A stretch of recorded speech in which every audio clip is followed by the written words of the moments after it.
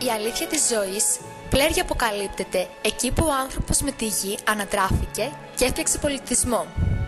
Εκεί που η ανάγκη και η λογική, το πνεύμα και ο σκοπός τον έφεραν να συμπράξει με τη γη, για αυτή να κοπιάσει και με τα στοιχεία της να αρμοστεί.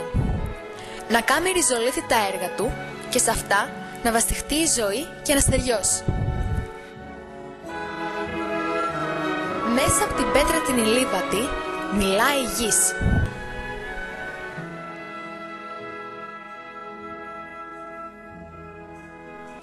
Μιλάει και αποκαλύπτεται μέσα από τις αρμοστά τοποθετημένες ασυγκόλλητες πέτρες της ξερολιθιάς, που σκοπό τους έχουν να βαστάζουν τη γη, όχι να τη χωρίζουν, και να δημιουργούν και να προστατεύουν τη ζωή μέσα στις σχισμές τους.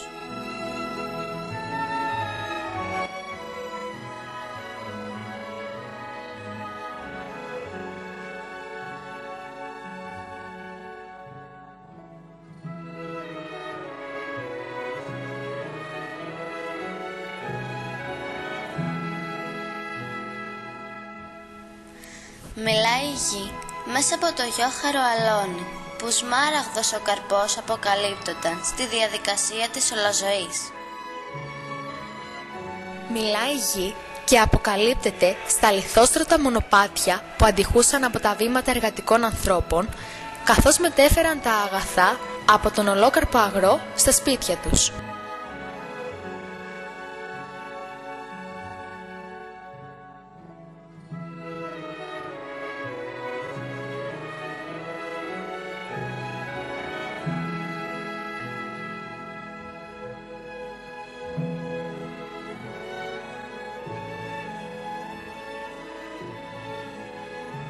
Μιλάει η γη και αποκαλύπτεται στο φτωχικό καλύβι του βουνού, καταφύγιο βοσκού και κοπαδιού.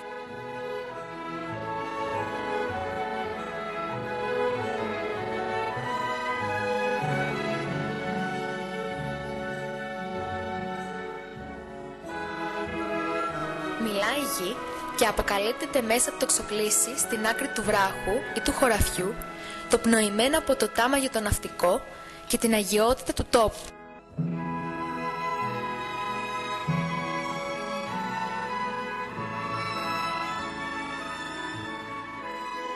Μιλάει η γη και αποκαλύπτεται μέσα από τους πολύμορφους και πολύφουους ανεμόμυλους, που σε σοφά επιλαγμένες θέσεις όρθωναν το ανάστημά τους, αλέθοντας ακούραστα το σιτάρι της ζωής.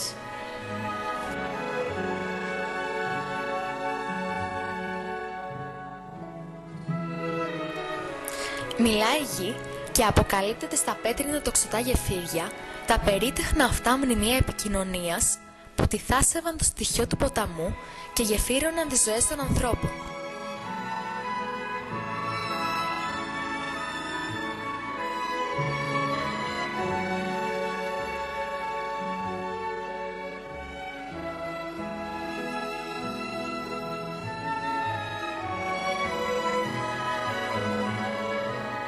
Μιλάει η γη και αποκαλύπτεται μέσα από τα πηγάδια, τις εξαμενές, τις κρίνες και στα τόσα άλλα τα ανθρώπινα, τα αρμοστά και σύντρεχα της φύσης δημιουργήματα, τα προορισμένα για τη συλλογή και διανομή του πολύτιμου δώρου της βροχής.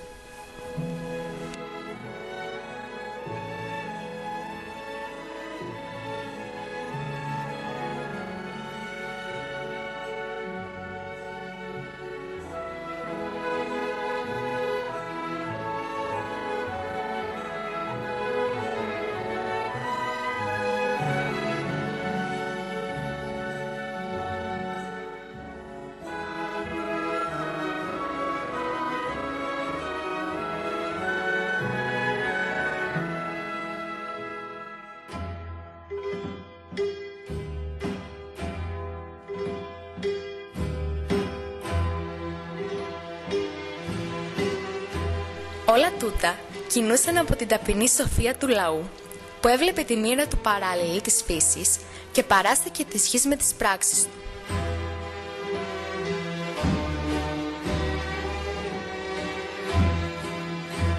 Που ένιωθε πόσο μικρός είναι ο κόσμος του μπροστά στο μέγεθος του σύμπαντος.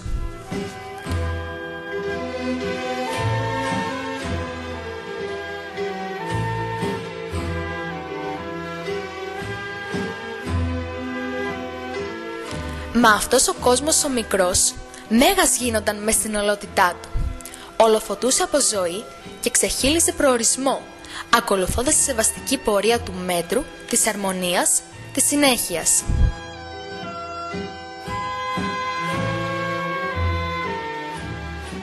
Η αρχή της αειφορίας λοιπόν, που όψιμα ανακαλύψαμε μέσα στον οριμαγδό μας, είχε νοηθεί από τους παραδοσιακούς, τους ταπεινούς, τους αγράμματους προγόνους μας και είχε διαπεράσει σαν αντίληψη ζωής της πράξης τους.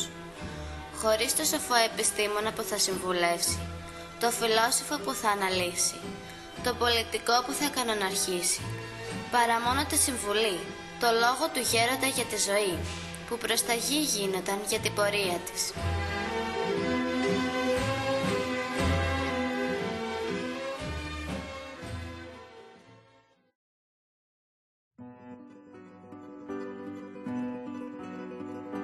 Μα αλίμονο, τα έργα τούτα του ανθρώπου δεν θα τα βρεις πια στον τορό, στις πληθώρες και τις αγορές. Δεν προσφέρονται για το μακάριο χορτασμό του χαύνου ανθρώπου, ούτε διαιωνίζουν την έπαρση και τη σπατάλη του.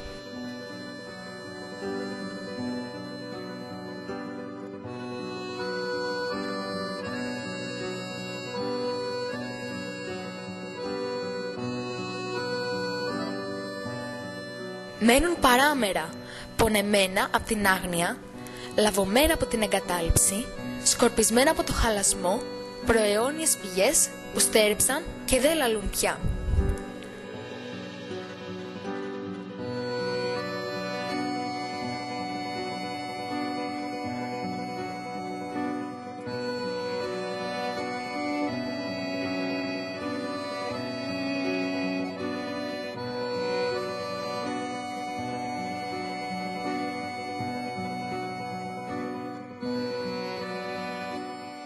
Κι έτσι, αξέταστα και ακάτεχα, πλαγιάζονται και ξολοθρεύονται.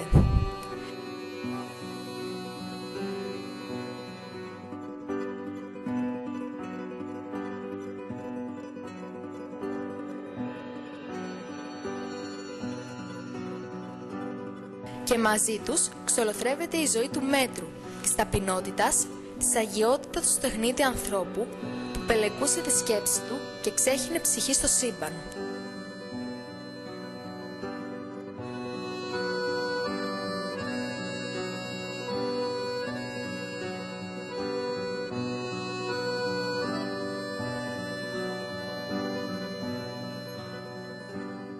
Ο σημερινός δημιουργός παραβλέπει, προσπερνά τα όρια και λειτουργεί σαν κυρίαρχος.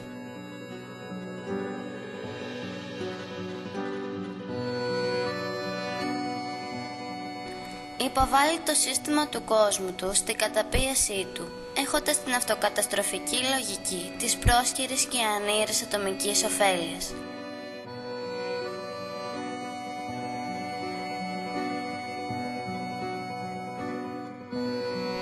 Κάνει πράγματα εχθρικά στο νόημα της ζωής, που διαβρώνουν το δημιούργημα και το κάνουν σαθρό.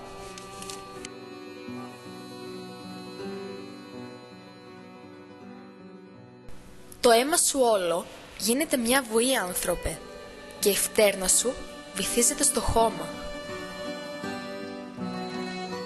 Δες τα έργα σου στην απλότητά τους, άνθρωπε, στην πρωτεινή τους έκφραση, τότε που έκλειναν μέσα τους στη γη, που έκλειναν μέσα τους στο σύμπαν, και στο χάσου πάνω στα άνθη της πέτρας που σου απέμειναν, για το μέλλον σου.